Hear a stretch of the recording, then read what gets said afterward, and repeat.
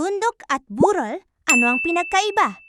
Ang bundok ay napakataas na anyong lupa na may matatarik na dalisdis at matulis na tuktok.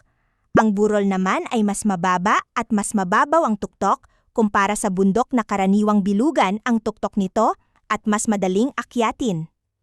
Kuweba at yungib, ano ang pinagkaiba?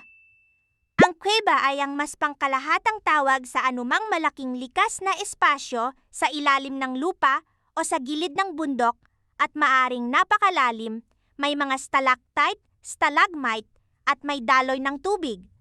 Ang yungib naman ay mas native na salita sa Tagalog at mas madalas itong tumutukoy sa mas maliit, madilim o mababaw na silungan sa loob ng bato o batuhan sa gilid ng bundok.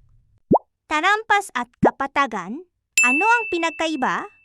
Ang talampas ay isang patag na lupain sa mataas na lugar na minsan ay bundok o mataas na bahagi ng lupain. Isipin mo na lamang itong parang bundok na pinutol ang tuktok, kaya naging patag, at dahil mataas ito, karaniwang malamig ang klima rito. Ang kapatagan naman ay isang malawak at patag na lupain sa mababang lugar.